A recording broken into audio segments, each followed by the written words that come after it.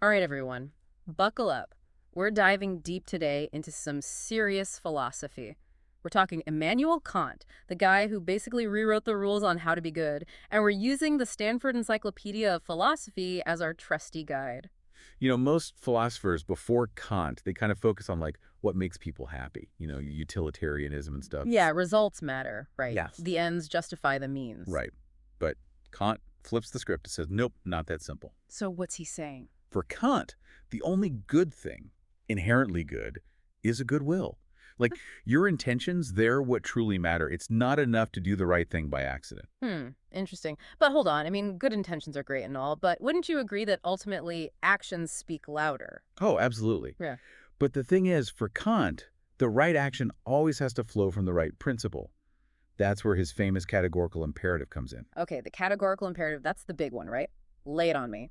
It's like the ultimate moral law, the code behind all ethical decisions.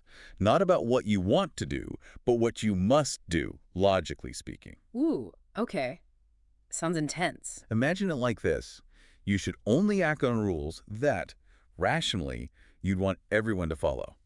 That's the test. So, like, if I cut the line at the coffee shop because I'm super late, but then I think, what if everyone did that? Right. Chaos, right. Exactly. Kant uses this example, though a bit more serious, lying to get money. Seems okay at first, maybe even clever. Right. Until everyone starts doing it. Exactly. If lying became the norm, no one could trust anyone. Promises would be, well, meaningless.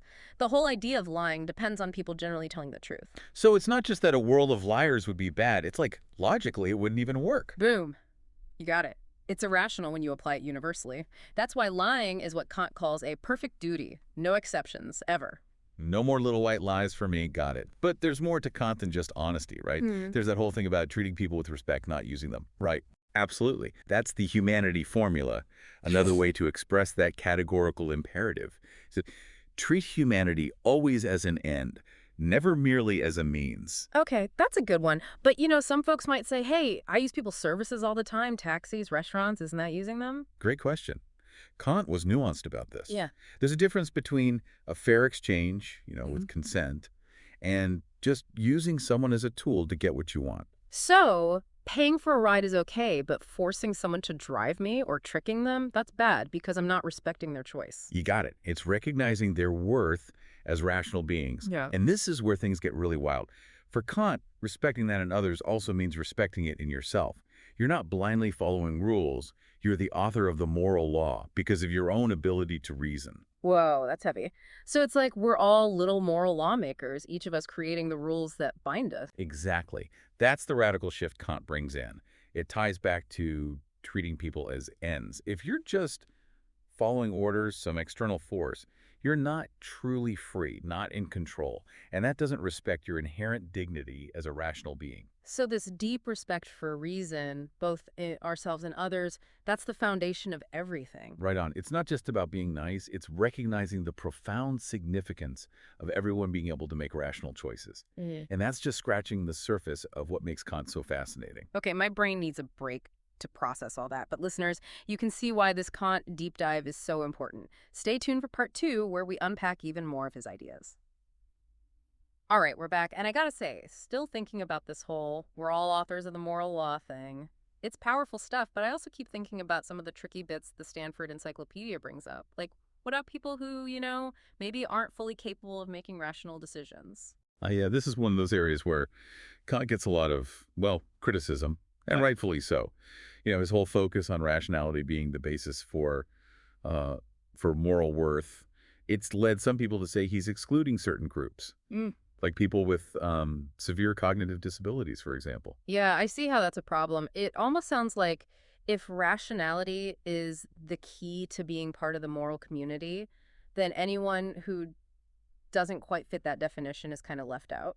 It is a pretty harsh reading of Kant, I'll admit. There are, passages you could point to that seem to support that, but there are other scholars who push back on that interpretation. They point to other places where Kant talks about, like, the inherent dignity of all human beings, no matter their intellectual abilities. So it's not a settled issue. Even within Kant scholarship, there's debate about this. Oh, absolutely.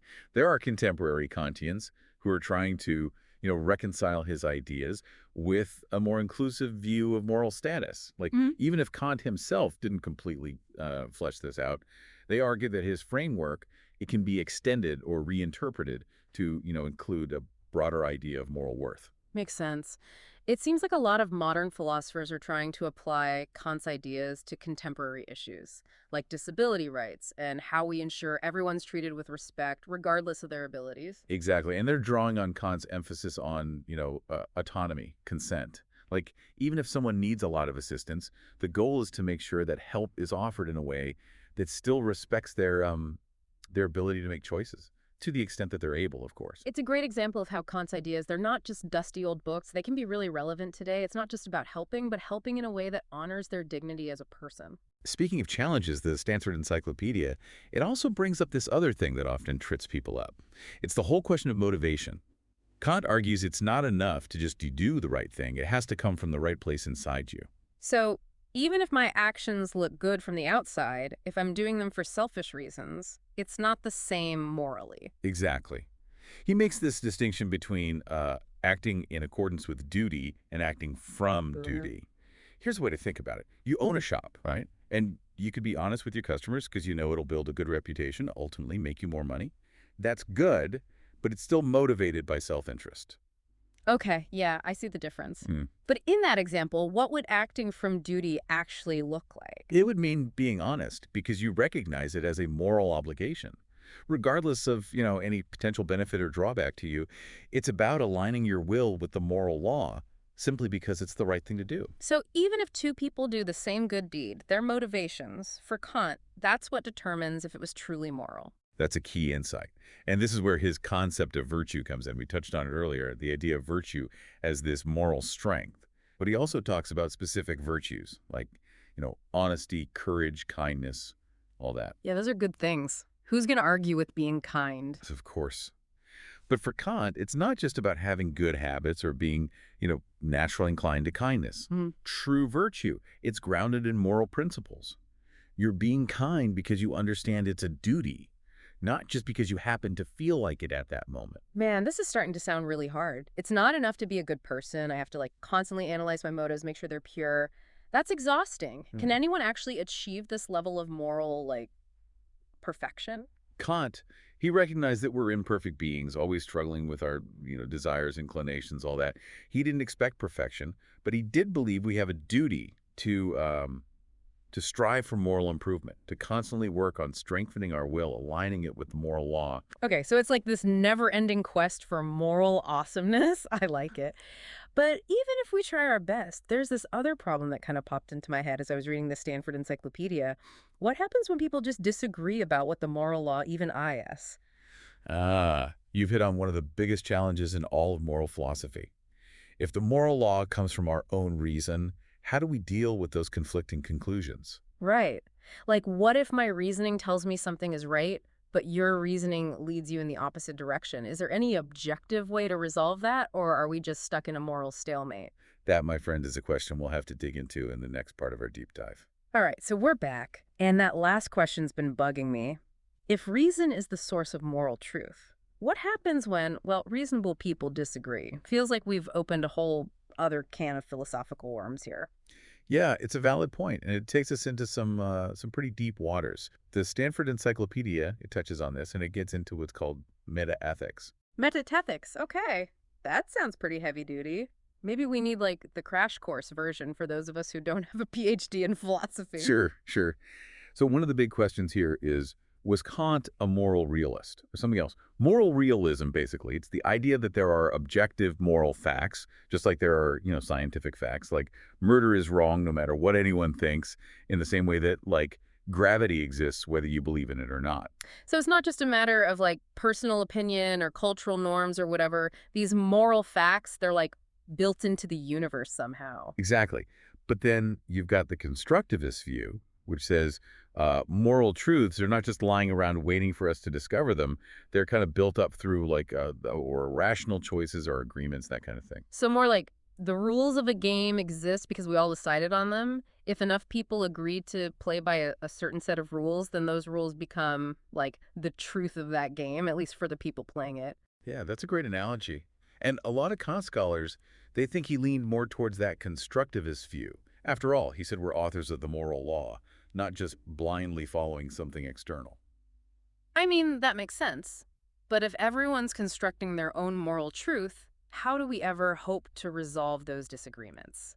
Sounds like a recipe for, like, endless arguments. Well, even within constructivism, there are different ideas about how that all works. Hmm. Some people focus on hypothetical agreements, like imagine all rational beings getting together, hashing it out until they find these like universally acceptable principles. So, like a moral United Nations where everyone debates and negotiates until they find common ground, that sounds ambitious. Yes. Eh. But other folks, they emphasize the individual's process of reasoning. Like each person applies the categorical imperative to figure out what the right thing to do is, even if they end up with a different answer than someone else. Okay, but that kind of brings us right back to the problem we started with, right? Disagreements.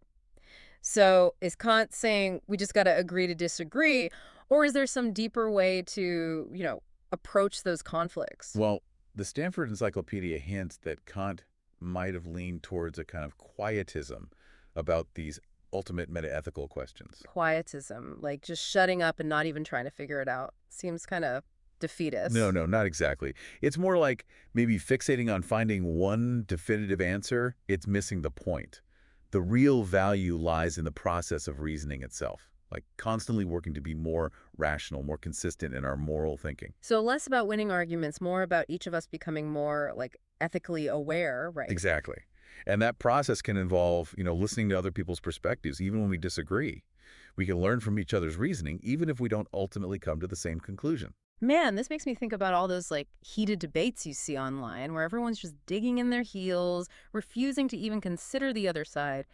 Maybe a dose of Kantian quietism would do us all some good. It might just do the trick. Remember, for Kant, the goal isn't to force everyone into this like moral uniformity. It's about each person striving to be the best, most rational version of themselves while recognizing that same capacity in others. Well, listeners, I think we've officially reached peak brain capacity for one deep dive. We've covered some seriously complex stuff, but I hope you've come away with, a new appreciation for how demanding and also how rewarding true moral thinking can be. Couldn't said it better myself. And this is really just the beginning when it comes to Kant. So hopefully it sparks your curiosity uh, to explore more of his philosophy on your own. Absolutely. And hey, next time you find yourself facing some tough ethical dilemma, remember, what would Kant do? Well, he'd probably say, apply the categorical imperative. But maybe we can add a little quietism to the mix, listen to different perspectives, and just keep striving for that moral awesomeness he believed was in all of us. Until next time, deep divers.